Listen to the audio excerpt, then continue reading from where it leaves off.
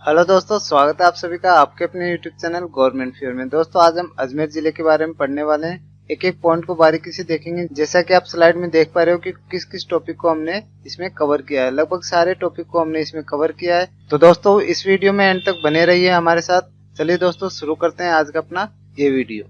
ये है दोस्तों अजमेर जिला, जो कि राज्य के बिल्कुल मध्य में स्थित है। इसकी स्थापना दोस्तों 1113 ईस्वी में अजयराज द्वारा की गई थी। अगर दोस्तों इसकी स्थिति की बात करें तो ये राज्य के बिल्कुल मध्य में स्थित है, यानी कि दोस्तों इसकी स्थिति जो है वो केंद्रीय स्थिति है। और दोस्तों इसका आकार कैसा है, बिल्कुल त्रिभुज के समान है, यानी कि त्रिभुजाकार है।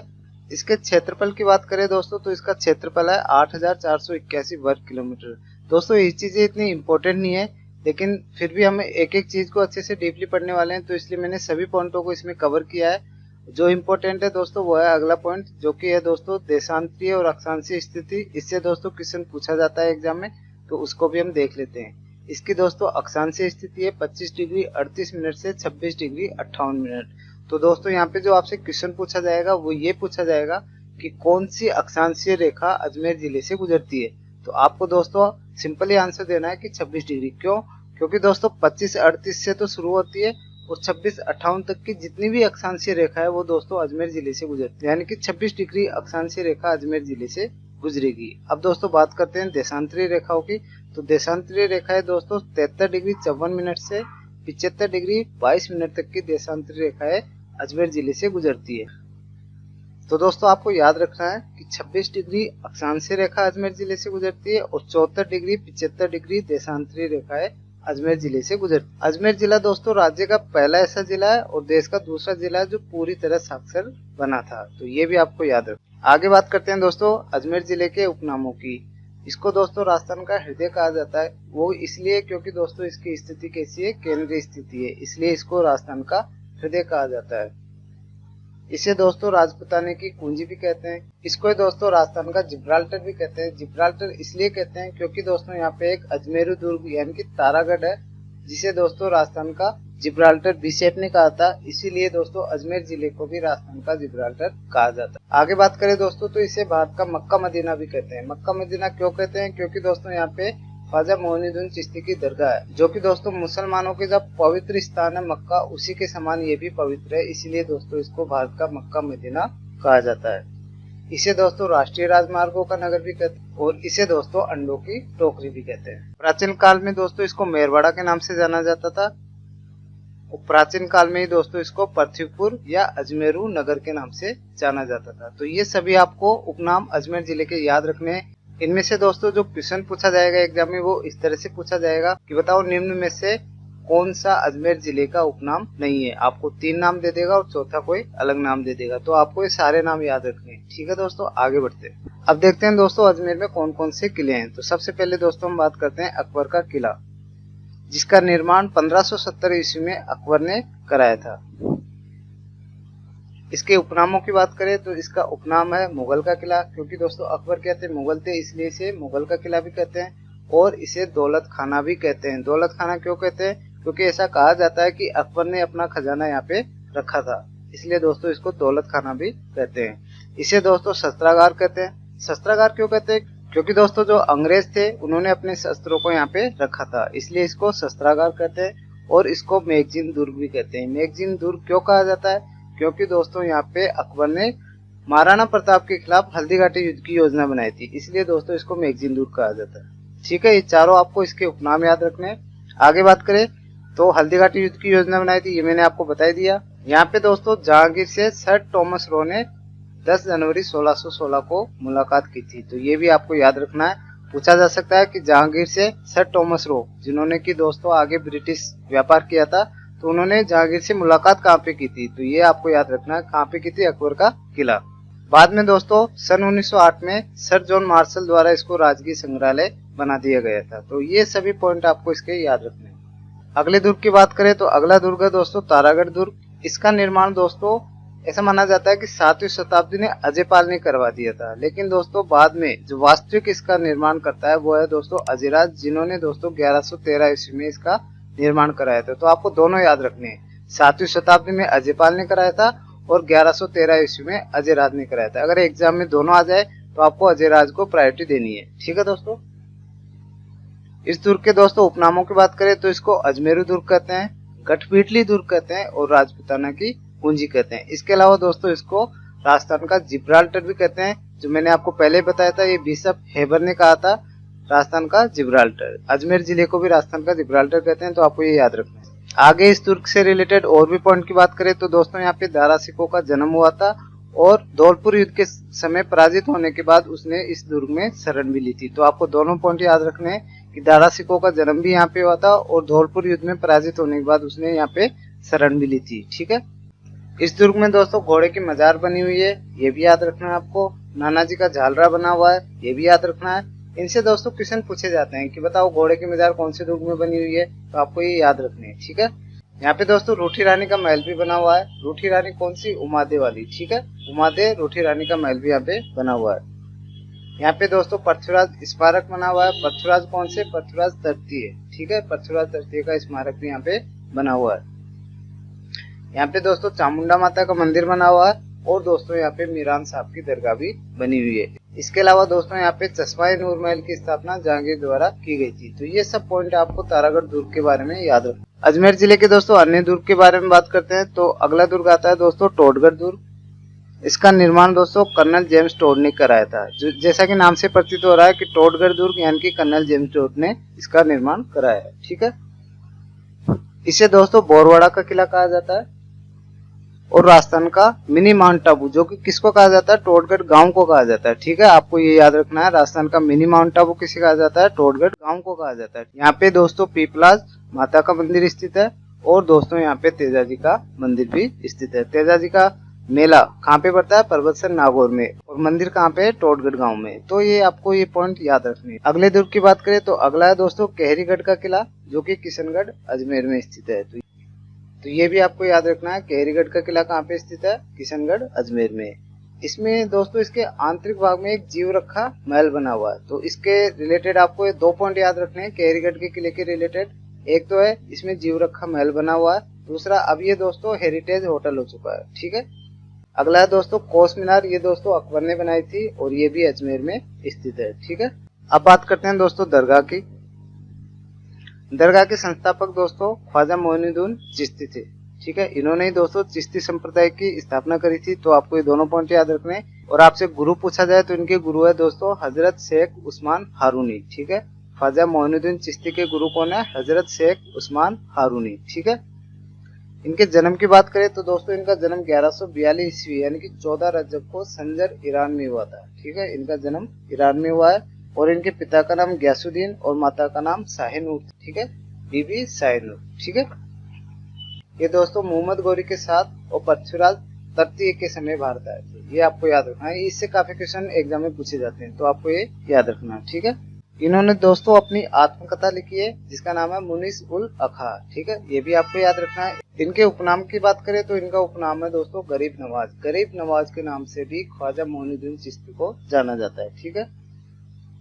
अगर बात करें दोस्तों इसके अंदर जो मुख्य मजार है उसका निर्माण किसने कराया था? तो उसका निर्माण दोस्तों ग्यासुद्दीन तुगलक ने कराया था। ये दिल्ली वाले नहीं है, ये है मांडू वाले। ठीक है, ये भी आपको ध्यान रखना है।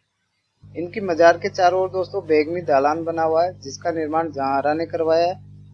और यहाँ पे दोस्तों चांदी का कटोरा सवाई मानसिंह ने भेंट किया है। ये भी आपको याद रखना है। चांदी का कटोरा किसने भेंट किया है? सवाई मानसिंह ने। यहाँ पे दोस्तों अकबर द्वारा अकबरी मस्जिद का निर्माण करा गया है और शाहजहां द्वारा शाहजहानी मस्जिद, जिसको जुमा मस्जिद के नाम से भी जाना जाता है। ठीक है, शाहजहां ने शाहजहानी मस्जिद या जुमा मस्जिद का निर्माण करवाया। ठीक है। यहाँ पे दोस्तों बड़ी देग अकबर ने भेंट करी है और छोटी देग जहांगीर ने भेंट करी है। ये दोनों देग आपको याद रखनी है। देग दोस्तों एक कढ़ाई की तरह होता है जिसमें खाना पकाया जाता है। तो आपको याद रखना है बड़ी देग अकबर ने भेंट करी है और छोटी देग जहांगीर ने भेंट की है।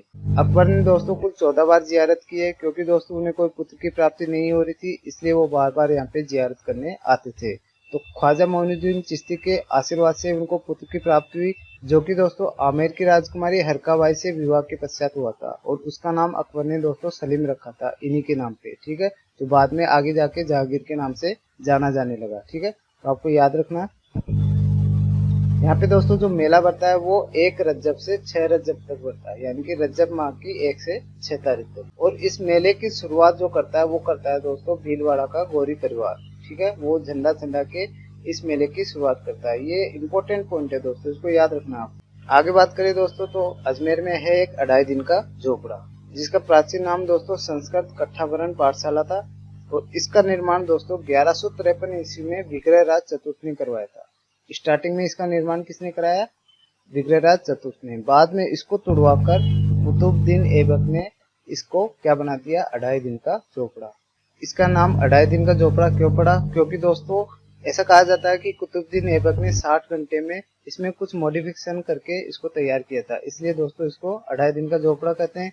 इसकी दीवारों पे दोस्तों हरिकेली नाटक के अंश मिलते हैं। क्यों मिलते हैं? क्योंकि दोस्तों विग्रहराज चतुर्थ ने इसको स्टार्टिंग में बनवाया था और उन्हीं के द्वारा दोस्तों हरिकेली नाटक लिखा गया था, तो उस नाटक के कुछ अंश इसकी दीवारों पे अभी भी मिलते हैं। यहाँ पे दोस्तों पंजाब शाह का उर्स बढ़ता है। ऐसा कहा जाता है दोस्तों कि 2.5 दिन का उर्स बढ़ता है, इसलिए दोस्तों इसको 2.5 दिन का झोपड़ा कहते हैं। तो दो बातें हो गई, एक तो हो गई कि पंजाब शाह का उर्स जो बढ़ता है वो 2.5 दिन का बढ़ता है, इसलिए इसको 2.5 दिन का झोपड़ा कहते हैं। दूसरा हो गया कि कुतुबुद्दीन ऐबक ने इसको 60 घंटे यानी कि 2.5 दिन में बनाया, इसलिए इसको 2.5 दिन का झोपड़ा कहते हैं। ठीक है, और आपको याद रखना है दोस्तों ये क्या है? एक मस्जिद है। ऐसा दोस्तों पर्सी ब्राउन ने कहा है कि यहाँ पे 2.5 दिन का उर्स पड़ता है, इसलिए दोस्तों इसको 2.5 दिन का झोपड़ा कहते हैं। और ये दोस्तों 16 खंभों की मस्जिद है, जो कि राजस्थान की प्रथम मस्जिद है। ये आपको ध्यान रखना है कि ये क्या है? एक मस्जिद है। ठीक है, और राजस्थान की ये दोस्तों प्रथम मस्जिद है। कर्नल टोल ने दोस्तों इसको क्या कहा है? प्राचीन व सबसे सुरक्षित इमारत इसको कर्नल जेम्स टोल ने कहा है। आगे बात करें दोस्तों तो यहाँ पे अजमेर में ख्वाजा फखरुद्दीन चिश्ती की दरगाह है, जो कि कहाँ है? सारवाड़ अजमेर में। ठीक है, ये ख्वाजा फखरुद्दीन चिश्ती की दरगाह है। ठीक है, एक है दोस्तों बाबा फखरुद्दीन चिश्ती, उनकी दरगाह कहाँ पे है दोस्तों? डूंगरपुर में। तो आपको कंफ्यूज नहीं होना है, ख्वाजा फखरुद्दीन चिश्ती की दरगाह कहाँ है? सारवाड़ अजमेर में। और इसको दोस्तों क्या कहते हैं? मिनी उर्स। ठीक है, यहाँ पे जो उर्स बढ़ता है यानी कि मेला बढ़ता है उसको क्या कहते हैं? मिनी उर्स। ठीक है, अजमेर में दोस्तों अब्दुल्ला खान एवं बीबी का मकबरा भी है, ये भी आपको याद रखना है। एक टुकड़ा का मकबरा है जो कि दोस्तों कहाँ पे? किशनगढ़ में, ये भी आपको याद रखना है। अब अजमेर जिले के कुछ मंदिरों के बारे में बात कर लेते हैं। पहला मंदिर आता है दोस्तों ब्रह्मा जी का मंदिर, जो कि कहाँ है? पुष्कर में स्थित है। पुष्कर अजमेर में स्थित है। ठीक है, और ये विश्व का एकमात्र मंदिर है। ब्रह्मा जी का विश्व का एकमात्र मंदिर है। इसके अलावा छोटे मोटे मंदिर और भी है, लेकिन इसको ही एकमात्र मंदिर माना गया है। तो और मंदिर की बात कर लेते हैं। दूसरा मंदिर है दोस्तों आसोतरा में। इसके मंदिर परिसर में ब्रह्मा जी की और सावित्री की प्रतिमा एक ही मंदिर में है, ये आपको याद रखना। ठीक है, एक ही जगह ब्रह्मा जी और इनकी पत्नी सावित्री जी की प्रतिमा है। ठीक है, तीसरा मंदिर है दोस्तों छींच बांसवाड़ा में, ये भी आपको याद रखना है। आगे बात करें दोस्तों तो अजमेर में एक वराह मंदिर है, जिसका निर्माण अर्णोराज ने 12वीं सदी में कराया था। अर्णोराज के बारे में हम आगे पढ़ेंगे। जितने भी इतिहासकार अजमेर में हुए उनके बारे में आगे डिटेल से पढ़ेंगे। ठीक है, अभी पहले मंदिर वगैरह फिर मेले ये पढ़ लेते हैं, उसके बाद हम इनके बारे में डिटेल से पढ़ेंगे। अगर दोस्तों आपको इसकी क्विज करनी है अजमेर जिले की, तो उसका लिंक मैंने डिस्क्रिप्शन में दे रखा है, तो आप वहां से जाके इसका क्विज एक बार जरूर लगाना, ताकि आपको अच्छे से अजमेर जिला याद हो सके। ठीक है दोस्तों, अगला मंदिर है रंगनाथ जी का मंदिर। ये दोस्तों इससे एक ही पॉइंट आपको याद रखना है कि ये द्रविड़ शैली में बना हुआ है। ठीक है, रंगनाथ जी का मंदिर, ये भी कहाँ है? पुष्कर में। पुष्कर में दोस्तों और भी मंदिर है, जैसे कि सावित्री मंदिर, ये दोस्तों रत्नागिरी पर्वत पर बना हुआ है। और यहाँ पे भाद्र शुक्ल सप्तमी को मेला बढ़ता है, यानी कि भाद्र की शुक्ल सप्तमी को यहाँ पे मेला बढ़ता है। इसके अलावा यहाँ पे सरस्वती मंदिर है, गायत्री मंदिर है और दोस्तों काचरिया मंदिर है, जो कि कहाँ पे है? किशनगढ़ में। ये अजमेर जिले के मंदिर है दोस्तों। काचरिया मंदिर में दोस्तों राधा और कृष्ण का स्वरूप विराजमान है, यानी कि राधा और कृष्ण की एक साथ पूजा की जाती है। अजमेर जिले में दोस्तों नौग्रह मंदिर है, जो कि अजमेर जिले के किशनगढ़ में है। यहाँ पे दोस्तों नौसल माता का मंदिर, यानी कि आनंदी माता, नौसल माता और आनंदी माता दोनों एक ही है, आपको ध्यान रखना है। ये दोस्तों नौसल अजमेर में है। इसके अलावा दोस्तों यहाँ पे राजदेवरा थान है, जो कि अजमेर और नागौर की सीमा पर स्थित है। इसको दोस्तों रामदेव जी का दूसरा सबसे बड़ा स्थान मानते हैं, यानी कि छोटा रामदेवरा हो गए, इसलिए इसको क्या बोलते हैं? मिनी रामदेवरा के नाम से जाना जाता है। ठीक है, अजमेर में दोस्तों खोड़ा गणेश जी का मंदिर भी है, ये भी आपको याद रखना है। आगे बात करें दोस्तों तो अजमेर में सोनी जी की नसिया है। इसका निर्माण दोस्तों 1864 ईस्वी में मूलचंद जी सोनी और टीकमचंद सोनी ने करवाया था। ये दोस्तों जैन संप्रदाय का प्रसिद्ध मंदिर है। किसका मंदिर है? जैन समाज का मंदिर है। ठीक है, आपको ये याद रखना है। और यहाँ पे दोस्तों आदिनाथ भगवान, यानी कि आदिनाथ ऋषभदेव एक ही है। ठीक है, इनकी मूर्ति यहाँ पे स्थापित है। आदिनाथ भगवान या ऋषभदेव भगवान की यहाँ पे मूर्ति स्थापित है। ठीक है। इसके उपनामों की बात करें तो दोस्तों इसको सिद्धकूट चैतल्य के नाम से जानते हैं और दूसरा इसको दोस्तों लाल मंदिर के नाम से जाना जाता है। यह आपको दोनों उपनाम याद रखने हैं, क्योंकि दोस्तों ये सोने की तरह लाल लाल दिखता है, इसलिए दोस्तों इसको लाल मंदिर कहते हैं। ऐसे याद रख लो आप। ठीक है। अब बात करते हैं दोस्तों पुष्कर की, जो कि दोस्तों राजस्थान का पवित्र स्थान है पुष्कर। इसके दोस्तों उपनाम की बात करें तो इसको आदि तीर्थ, तीर्थराज व कोकण तीर्थ के नाम से जाना जाता है। ठीक है। इसके अलावा दोस्तों इसको तीर्थों का मामा कहते हैं। अब तीर्थों का मामा इसको कहते हैं तो तीर्थों का भांजा किसे कहते हैं? तो तीर्थों का भांजा दोस्तों मचकुंड धौलपुर को कहते हैं और नानी देवयानी तीर्थ स्थल सांबर को कहते हैं। ठीक है। ये तीनों आपको याद रखना है, तीर्थों का मामा पुष्कर, तीर्थों का भांजा मचकुंड धौलपुर और तीर्थों की नानी है देवयानी तीर्थ स्थल सांबर। ठीक है। यहाँ पे दोस्तों 52 घाट बने हुए हैं, ये भी आपको याद रखना है। यहाँ पे टोटल कितने घाट है? 52 घाट। यहाँ पे दोस्तों राजा मानसिंह द्वारा मानमहल बनाया गया था, ये भी आपको याद रखना है। मानमहल किसने बनाया? राजा मानसिंह ने। ठीक है। और राजा मानसिंह कौन से? प्रथम वाले। ठीक है। सर्वाधिक नुकसान दोस्तों पुष्कर झील को औरंगजेब ने पहुंचाया है, ये भी आपको याद रखना है। ठीक है। यहाँ पे दोस्तों जो मेला भरता है वो कार्तिक शुक्ल एकादशी से पूर्णिमा तक भरता है, ये आपको याद रखना है। कार्तिक शुक्ल एकादशी से पूर्णिमा तक। ठीक है। ये राजस्थान का सबसे बड़ा सांस्कृतिक मेला है। ठीक है। यहाँ पे दोस्तों दीपदान की परंपरा है और इस मेले पे 2007 में दोस्तों डाक टिकट भी जारी किया गया था, तो आपको याद रखना है 2007 में डाक टिकट जारी हुआ था। ठीक है। अगले मेले की बात करें तो है दोस्तों बादशाह का मेला, जो कि ब्यावर का प्रसिद्ध है। ब्यावर अजमेर में आता है। ठीक है। ये मेला दोस्तों चैत्र कृष्ण द्वितीया को लगता है और इसमें दोस्तों बादशाह जो होते हैं वो है टोडरमल और इनकी सवारी के आगे जो नृत्य करता है वो है दोस्तों बीरबल। और बीरबल कौन सा नृत्य करता है? भैरव या मयूर नृत्य। अजमेर में दोस्तों कल्पवृक्ष का मेला लगता है, ये मांगलियावास में लगता है, ये भी आपको याद रखना है। और यहाँ पे दोस्तों तेजा जी का भी मेला लगता है, जो कि सेंदरिया गांव अजमेर में है। यहाँ पे दोस्तों तेजा जी को सर्प ने डसा था, तो ये आपको याद रखना है कि तेजा जी का मेला कहाँ पड़ता है? सेंदरिया गांव अजमेर में। ये अजमेर जिले के कुछ मेले हैं जो आपको याद रखने हैं। ठीक है। अजमेर में दोस्तों निम्बार्क संप्रदाय की प्रमुख पीठ है, जो कि कहाँ पे? सलेमाबाद अजमेर में। तो ये भी आपको याद रखना है, सलेमाबाद किशनगढ़ अजमेर में निम्बार्क संप्रदाय की प्रमुख पीठ है। ठीक है। इसके दोस्तों कुछ उपनाम है। उपनामों की बात करें तो इसको राधा वल्लभ संप्रदाय कहते हैं, हंस संप्रदाय कहते हैं, सनकादि संप्रदाय कहते हैं और देवर्षि संप्रदाय कहते हैं। चारों इसके उपनाम है, तो चारों आपको याद रखने हैं। पहला हो गया राधा वल्लभ संप्रदाय, दूसरा हो गया हंस संप्रदाय, तीसरा हो गया सनकादि संप्रदाय और चौथा है देवर्षि संप्रदाय। अब आगे बात करते हैं दोस्तों किशनगढ़ शैली की। किशनगढ़ शैली का दोस्तों एक चित्र है बनी ठनी, वो काफी प्रसिद्ध हुआ है, तो दोस्तों इसके बारे में हम डिटेल में बात करते हैं। इसका प्रारंभ दोस्तों महाराजा रूप सिंह के समय हुआ था। इनका कार्यकाल 1643 से 1658 तक रहा था और इस किशनगढ़ शैली का जो स्वर्ण काल रहा है वो दोस्तों सावंत सिंह के समय रहा है, 1748 से 1764 के बीच। ठीक है। निहाल चंद ने दोस्तों यहाँ पे बनी ठनी का चित्र बनाया था, जो कि विश्व प्रसिद्ध हुआ है। तो आपको याद रखना है बनी ठनी चित्र कहाँ का प्रसिद्ध है? किशनगढ़ शैली का। किशनगढ़ शैली के अन्य चित्रकारों की बात करें तो दोस्तों मोरध्वज, अमरचंद, सीताराम, नानकराम, रामनाथ और जोशी सवाई राम, ये यहाँ के अन्य चित्रकार है। ठीक है। किशनगढ़ शैली को प्रकाश में लाने का श्रेय एरिक डिक्सन और डॉक्टर फैयाज अली को जाता है। ठीक है। किशनगढ़ शैली पे दोस्तों डाक टिकट भी जारी हुआ है 1973 में, तो ये भी आपको याद रखना है, इस पे डाक टिकट भी जारी हुआ है। तो ये इससे रिलेटेड पॉइंट हो गए। ठीक है।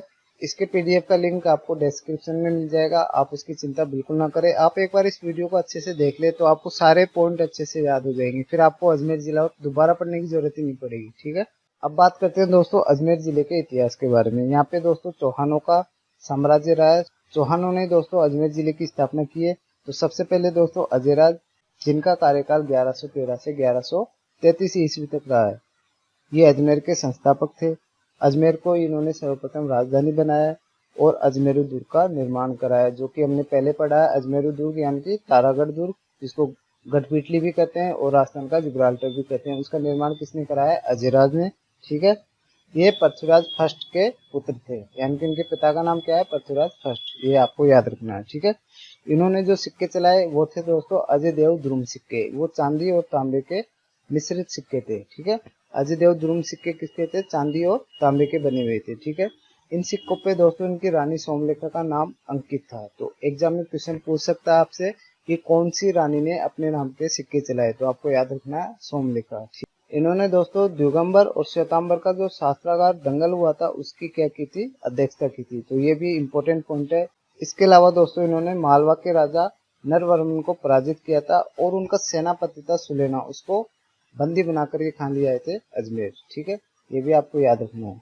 इसके अलावा इन्होंने 3 राजाओं का वध किया है, चाचिक, दूसरा सिंगुल और तीसरा यशोराज। इन तीनों राजाओं का इन्होंने वध किया है। इनके बाद जो अजमेर के शासक बने वो है दोस्तों अर्णोराज जी। इनका शासनकाल रहा है 1133 से 1153 ईस्वी तक। अर्णोराज को दोस्तों आना जी के नाम से भी जाना जाता है। इन्होंने दोस्तों आना सागर झील का निर्माण कराया।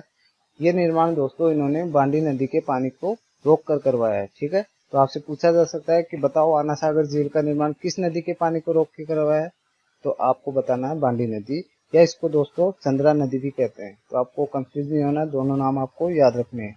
इन्हें दोस्तों तुर्कों के संरक्षक और तुर्कों के सबसे बड़े दुश्मन भी कहा जाता है। इन्होंने दोस्तों वराह मंदिर का निर्माण कराया, जो कि हमने पहले पढ़ा था। वराह मंदिर का निर्माण किसने कराया? अर्णोराज ने। ठीक है, इनके दरबार में दोस्तों 2 कवि थे जो इम्पोर्टेंट है, एक तो देवबोध, दूसरे का नाम है धर्मघोष। धर्मघोष के कहने पर ही दोस्तों इन्होंने पशुवध पर रोक लगाई थी। तो ये भी आपको याद रखना है। ठीक है, अर्णोराज ने दोस्तों एक गलत काम किया था, उसकी वजह से इसकी हत्या मानी जाती है। तो वो भी हम देख लेते हैं कि इन्होंने क्या काम किया था। ये है दोस्तों गुजरात और ये है दोस्तों अजमेर। गुजरात के शासक थे दोस्तों जयसिंह सिद्धराज और अजमेर के शासक थे अर्णोराज। अर्णोराज ने दोस्तों जयसिंह सिद्धराज को युद्ध में हरा दिया, तो इन्होंने अपनी बेटी कांचन देवी का विवाह अर्णोराज से कर दिया। ठीक है, ये आपको ध्यान रखना है। कांचन देवी का विवाह किससे हुआ था? अर्णोराज से। अब दोस्तों गुजरात का एक और शासक आया जिसका नाम है कुमारपाल सोलंकी। इसने क्या किया दोस्तों, इसने अर्णोराज को हरा दिया। कुमारपाल ने अर्णोराज को हरा दिया। तो अब अर्णोराज क्या करेगा, अपनी पुत्री का विवाह कुमारपाल से कर देता है। इनकी पुत्री का नाम था जलना, इसका विवाह दोस्तों कुमारपाल से कर दिया। इससे दोस्तों अर्णोराज के पुत्र जगदेव जो कि नाराज हो गए, उन्होंने क्या किया दोस्तों, अर्णोराज की हत्या कर दी। ऐसा केवल दोस्तों माना जाता है, ऐसा कोई सत्यापित नहीं हुआ है कि जगदेव ने इसी कारण से इनकी हत्या की थी, लेकिन इन्होंने इनकी हत्या कर दी। इसलिए दोस्तों ये क्या कहलाएंगे? पितृहंता। यानी कि अजमेर के पहले पितृहंता कौन है? जगदेव। ठीक है, इस चीज का दोस्तों कुमारपाल चरित्र में उल्लेख मिलता है, जिसकी रचना दोस्तों हेमचंद्र सूरी ने की थी। तो आपको ये भी याद रखना है कि कुमारपाल चरित्र की रचना किसने करी है? हेमचंद्र। अभी इसकी रूपरेखा को हम अच्छे से और समझ लेते हैं। यह है दोस्तों अर्णोराज। इसके दोस्तों पुत्रों की बात करें तो जगदेव, विक्रयराज चतुर्थ और सोमेश्वर, 3 तो इसके पुत्र थे और एक इसकी पुत्री थी जलना। ठीक है, जगदेव ने क्या किया, इसकी हत्या कर दी अर्णोराज की। तो ये कहलाया दोस्तों पितृहंता। अब आगे देखो, आगे क्या हुआ, विक्रयराज ने जगदेव की हत्या कर दी, तो ये क्या कहलाएगा? भ्राताहंता। अब विक्रयराज ने जगदेव की हत्या कर दी तो दोस्तों सोमेश्वर डर गया। वो उसने क्या सोचा, अब मेरा भी नंबर आ सकता है, तो वो भागकर खान चला गया, गुजरात चला गया। ठीक है, जलना की पहले शादी हो चुकी थी कुमारपाल से। तो अब अजमेर में कौन बचा? केवल विक्रयराज चतुर्थ। जगदेव जिसकी हत्या हो चुकी है, सोमेश्वर भाग के गुजरात चला गया और जलना कुमारपाल से शादी करके चली गई। तो अब अजमेर में विक्रयराज चतुर्थ। ठीक है, इसका शासनकाल हम पढ़ते हैं। इनका शासनकाल दोस्तों 1153 ईस्वी से 1164 ईस्वी तक रहा है। और इनके उपनाम की बात करें तो इनका उपनाम है दोस्तों बिसलदेव। इनको बिसलदेव के नाम से जानते हैं, कवि बांधव के नाम से जानते हैं, कटिबंधु के नाम से भी जानते हैं। और इनको दोस्तों तुरस्कपति, जो कि प्रबंध कोश में कहा गया है तुरस्कपति, और प्रबंध कोश को दोस्तों राजशेखर ने लिखा है, ये भी आपको याद रखना है। इनको दोस्तों महाराजाधिकार भी कहते हैं और इनका नाम दोस्तों परम भट्टारक परमेश्वर भी है। और इसके अलावा इनको विष्णु का अवतार भी माना जाता है। ये दोस्तों शिवालिक प्रशस्ति में उत्तीर्ण है, विष्णु का अवतार। ठीक है, ये इनके 7 उपनाम है, 7 आपको याद रखने। इनका शासनकाल दोस्तों चौहानों का स्वर्ण काल था, ये आपको याद रखना है। इन्होंने दोस्तों एक नाटक लिखा जिसका नाम था हरिकेली नाटक, जो कि 2.5 दिन के झोपड़े पे हमने देखा था। उस पे क्या थे, उसकी दीवारों पे इसके कुछ अंश उत्कीर्ण थे। और ये नाटक दोस्तों संस्कृत भाषा में लिखा हुआ है। इस नाटक में दोस्तों महाभारत के समय अर्जुन और शिव की चर्चा हुई है। इस नाटक के दोस्तों अंश 2 जगह लिखे हुए हैं, एक तो है 2.5 दिन का झोपड़ा और एक ब्रिस्टल इंग्लैंड में। ब्रिस्टल में क्या है दोस्तों, राजा राम मोहन राय की समाधि स्थल है, तो वहाँ पे भी इसके कुछ अंश लिखे हुए हैं। तो आपको दोनों याद रखना है, एक तो 2.5 दिन का झोपड़े पे लिखी हुई है और एक ब्रिस्टल जहाँ पे राजा राम मोहन राय की समाधि है, वहाँ पे भी इसके कुछ अंश लिखे हुए हैं। इनके कवि की बात करें तो इनके दो कवि थे, एक तो सोमदेव और एक नरपति नाल। सोमदेव ने दोस्तों ललित विग्रह राज लिखा। इसमें दोस्तों इनका प्रेम किससे दिखाया गया है, देसल देवी से। और नरपति नाल इन्होंने लिखा है दोस्तों बिसलदेव रासो, जो कि दोस्तों गोडवाड़ी भाषा में है। और इसमें दोस्तों इन्होंने इनका प्रेम राजमती से दिखाया है, तो ये आपको याद रखना है। इन्होंने दोस्तों भंडारक नाम की एक लड़ाकू जाति होती थी, उसका दमन किया था, तो ये भी आपको याद रखना है। और 1137 ईस्वी में इन्होंने दिल्ली और झांसी, झांसी नहीं झांसी, ठीक है, इन दोनों पर अधिकार कर लिया था, तो ये भी आपको याद रखना है। 1137 ईस्वी में इन्होंने दिल्ली और झांसी दोनों पर अधिकार कर लिया था, ठीक है। इन्होंने दोस्तों बिसलदेव बांध बनाया था, जो कि टोंक जिले में किस नदी पर है, बनास नदी पर, ये भी आपको याद रखना है। इन्होंने दोस्तों संस्कृत पाठशाला का निर्माण कराया था 1153 ईस्वी में, जिसे बाद में कुतुबुद्दीन ऐबक ने तुड़वाकर क्या बना दिया था, अढ़ाई दिन का झोपड़ा। किलहौर ने दोस्तों इनके बारे में कहा है कि ये एकमात्र ऐसे हिंदू राजा थे जो कालिदास एवं भवभूति की होड़ कर सकते थे, तो ये भी आपको याद रखना है, क्योंकि आजकल एग्जाम में दोस्तों कहावतें बहुत पूछी जाती है, तो आपको ये याद रखना है। किसने कहा, ये किलहौर ने। इनके बाद दोस्तों अजमेर के जो शासक है वो बनते हैं सोमेश्वर, जो कि कहाँ चले गए थे, भाग के गुजरात, और वो वापस आके अजमेर के राजा बन जाते हैं। लेकिन दोस्तों अब हम पढ़ते हैं किसके बारे में, उनके सोमेश्वर के पुत्र पृथ्वीराज तृतीय के बारे में। इनका शासनकाल जो रहा है वो रहा है दोस्तों 1177 ईस्वी से 1192 ईस्वी तक। इनका जन्म कहाँ पे हुआ है, 1166 ईस्वी में अहीपाटन गुजरात में, ये आपको याद रखना है। इनके पिता का नाम सोमेश्वर था और माता का नाम कपूरी देवी था। इनका राज्याभिषेक दोस्तों 1177 ईस्वी में हुआ है और 1166 में इनका जन्म हुआ है। तो इनके राज्याभिषेक के समय इनकी उम्र कितनी थी, मात्र 11 वर्ष। तो ये आपको याद रखना है, ये 11 वर्ष की उम्र में राजा बन गए थे। वो बात अलग है कि 1 साल तक राजपाट है, जो कार्य है वो किसने संभाला था, कपूरी देवी ने। लेकिन ये 11 वर्ष की उम्र में क्या हुआ था, राजा बन गए थे। इन्होंने जो अपने साम्राज्य का विस्तार किया है उसके बारे में एक बार चर्चा कर लेते हैं। ये है दोस्तों पृथ्वीराज चौहान, यानी कि पृथ्वीराज तृतीय। इन्होंने दोस्तों गुड़गांव का युद्ध लड़ा 1178 ईस्वी में। ये युद्ध दोस्तों अपने भाई नागार्जुन से इन्होंने लड़ा था और उनको बुरी तरह परास्त कर दिया था। इसके अलावा दोस्तों इन्होंने भंडारकों का अंत कर दिया, उनको जड़ से साफ कर दिया था, जो लड़ाकू जाति थी, जिसका दोस्तों विग्रहराज चतुर्थ ने क्या किया था, दमन किया था, लेकिन इन्होंने तो उसका अंत ही कर दिया, ठीक है, ये आपको याद रखना है। दिल्ली के शासक थे दोस्तों अनंगपाल। इनसे दोस्तों इन्होंने युद्ध नहीं किया था, क्योंकि ये इनके नानाश्री थे और इनके नाना अनंगपाल ने दोस्तों इनको दिल्ली क्या दी, भेंट में दी है। तो इनके नाना थे इसलिए उन्होंने दिल्ली इनको भेंट में दे दी, ठीक है। इससे दोस्तों कन्नौज के जो राजा थे जयचंद गढ़वाल, वो नाराज हो जाते हैं, क्योंकि दोस्तों उनके भी ये नाना लगते थे अनंगपाल, और उनको नहीं देखकर इन्होंने दिल्ली किसको दे दी, पृथ्वीराज को, इसलिए वो नाराज हो जाते हैं। इनकी नाराजगी के दो कारण थे। पहला तो ये कि इनको दिल्ली नहीं मिली, दूसरा कारण यह था कि इनकी पुत्री थी संयोगिता, उससे दोस्तों पृथ्वीराज प्रेम करता था और वो इसके स्वयंवर से इसको भगा के ले आता है। तो दो कारण हो गए। पहला कारण तो क्या हो गया कि इसको दिल्ली नहीं मिली, दूसरा कारण क्या हो गया कि अपनी बेटी उससे प्रेम करती है और उसको वो स्वयंवर से भगा के ले गया, इसलिए इससे नाराज था, ठीक है। पृथ्वीराज ने दोस्तों महोबा का युद्ध लड़ा है 1182 ईस्वी में। ये दोस्तों परिमदेव चंदेल से इन्होंने लड़ा था और उसके दो सेनापति आला और उदल इसमें शहीद हो गए थे, ठीक है, ये भी आपको याद रखना है। इसके अलावा दोस्तों इन्होंने नागौर का युद्ध लड़ा है 1184 ईस्वी में। ये दोस्तों भीमदेव सेकंड से इन्होंने लड़ा था। इनके अलावा दोस्तों पृथ्वीराज ने जो इम्पोर्टेंट युद्ध लड़ा है वो लड़ा है दोस्तों मोहम्मद गोरी से, तो अब उसकी भी हम चर्चा कर लेते हैं। यह है दोस्तों पृथ्वीराज, जो कि अब अजमेर के साथ साथ किसका राजा है, दिल्ली का, क्योंकि दिल्ली इसको क्या मिल गई है, भेंट में, ठीक है। और ये है दोस्तों मोहम्मद गोरी। मोहम्मद गोरी को पृथ्वीराज ने कई बार हराया है। इसके दोस्तों अलग अलग इतिहासकारों के अलग अलग मत है, तो उनके बारे में भी हम बात कर लेते हैं। हम्मीर महाकाव्य के अनुसार पृथ्वीराज ने मोहम्मद गोरी को 7 बार हराया है, ठीक है। और पृथ्वीराज रासो के अनुसार मोहम्मद गोरी को पृथ्वीराज ने 21 बार हराया है। पृथ्वीराज रासो किसने लिखा है दोस्तों, चंद्रबरदाई ने, ये भी आपको याद रखना है।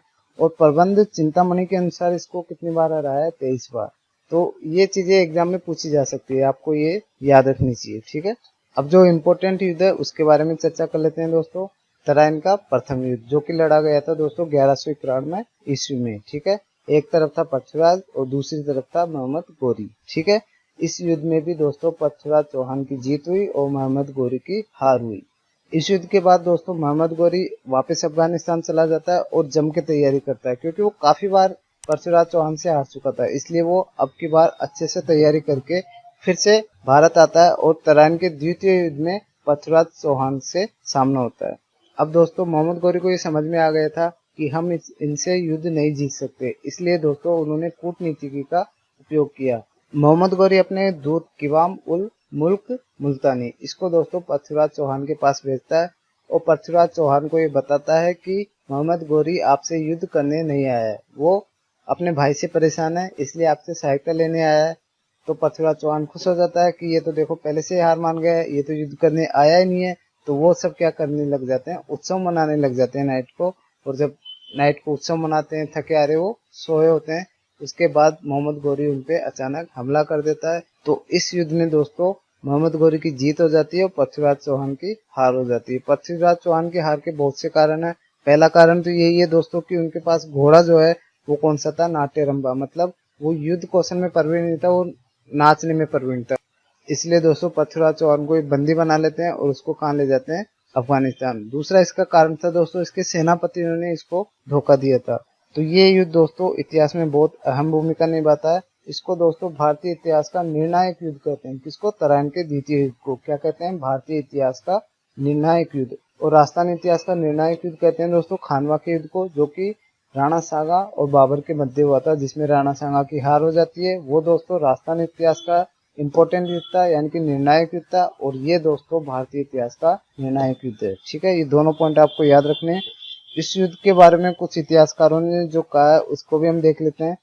आशीर्वाद श्रीवास्तव के अनुसार ये युग परिवर्तन की घटना थी। ठीक है, आशीर्वाद श्रीवास्तव ने क्या कहा, इसको युग परिवर्तन की घटना कह दिया। ठीक है, स्मिथ ने दोस्तों चौहानों के साथ साथ बौद्ध धर्म का पतन भी इस युद्ध को बता दिया कि चौहानों की तो हार तो हुई, लेकिन बौद्ध धर्म की भी समाप्ति हो चुकी है। ठीक है, और आरसी मजूमदार के अनुसार न केवल चौहानों की हार थी, बल्कि हिंदू धर्म का भी यहाँ से पतन हो जाता है। ठीक है, उन्होंने इस युद्ध के बारे में ऐसा कहा है। पृथ्वीराज के जो सेनापति थे वो थे दोस्तों एक तो कैमांस, दूसरे खांडेराव और तीसरे थे दोस्तों भुवनमल। इन्होंने तो दोस्तों पृथ्वीराज का क्या किया है, साथ दिया है। और जो धोखा दिया है उनके भी हम बात कर लेते हैं। एक तो है दोस्तों खानजाद खान नागौर के और दूसरे हैं दोस्तों प्रताप सिंह। इन दोनों ने इनको धोखा दिया है। ठीक है, इस युद्ध में दोस्तों दो राजा शहीद हुए हैं, एक तो है समर सिंह और दूसरे हैं गोविंदराज। इनको भी आपको याद रखना है, ये दो राजा इसमें क्या हुए हैं, शहीद हुए हैं। ठीक है, पृथ्वीराज की जो उपाधि है वो है दोस्तों राय पिथोरा, यानी कि युद्ध में पीठ न दिखाने वाला इनको कहा जाता है। दूसरा दोस्तों दलपंगुल, यानी कि विश्व विजेता इनको कहा जाता है। इनको दोस्तों हिंदू सम्राट भी कहते हैं। इसके अलावा दोस्तों इनको भारतेश्वर कहते हैं और सपा दलेश्वर भी कहा जाता है। ये 5 इनकी उपाधियां है। ठीक है, राय पिथोरा, दलपंगुल, हिंदू सम्राट, भारतेश्वर और सपा दलेश्वर। ठीक है, इनके जो दरबारी कवि थे वो थे दोस्तों चंद्रबरदाई। उनके बारे में भी हम थोड़ी चर्चा कर लेते हैं। इनका जन्म दोस्तों लाहौर में हुआ था। ये दोस्तों पृथ्वीराज के राजकवि थे। इन्होंने दोस्तों पृथ्वीराज रासो लिखा है, जो कि अधूरा रह गया था, उसको दोस्तों राजबाई और जलन द्वारा पूर्ण किया गया था। ठीक है, अन्य कवियों की बात करें तो अन्य कवि है दोस्तों पद्मनाथ। इन्होंने दोस्तों साहित्य कला विभाग की स्थापना की है। इसके अलावा दोस्तों जनार्दन इनके दरबारी कवि थे। जयानक भट्ट, विद्यापति गौड़ और दोस्तों आशाधर, ये इनके दरबारी कवि थे। इनको भी आपको याद रखना है। अब दोस्तों कुछ पॉइंट जो छूट गए हैं उनको भी एक बार देख लेते हैं। जैसे हमने आना सागर झील वगैरह के बारे में डिटेल में बात नहीं की है, तो उनको भी एक बार देख लेते हैं। तो ये है दोस्तों आना सागर झील, जिसका निर्माण अर्नोराज ने करवाया है। और इसके आसपास दौलत बाग, जो वर्तमान में सुभाष उद्यान के नाम से जाना जाता है, इसका निर्माण दोस्तों जहांगीर ने करवाया है। ठीक है, यहाँ पे दोस्तों संगमरमर की बारादरी का निर्माण किसने करवाया है, शाहजहां ने। ये जो आपको सामने दिख रहा है ये है दोस्तों संगमरमर की बारादरी। इसका निर्माण दोस्तों किसने कराया है, शाहजहां ने। ठीक है, ये दोस्तों मीठे पानी की झील है और इस झील का निर्माण दोस्तों चंद्रा नदी या बांडी नदी इसको रोककर इस झील का निर्माण कराया गया है। ठीक है, यहाँ पे दोस्तों अस्मत बेगम, जो कि नूरजहां की माँ थी, उन्होंने दोस्तों गुलाब से इत्र बनाया था। इसके अलावा दोस्तों अजमेर में नारायण सागर बांध है, जो कि खारी नदी ब्यावर में है। ठीक है, ये भी आपको याद रखना है। इसके अलावा दोस्तों सहेली का बाजार, इसका निर्माण दोस्तों अकबर ने करवाया था। इसके अलावा दोस्तों अजमेर में एक हाथी बाटा है, जो कि एक चट्टान को हाथी की डिजाइन में बनाया गया है। तो आपको ये भी याद रखना है हाथी बाटा कहाँ स्थित है, अजमेर में।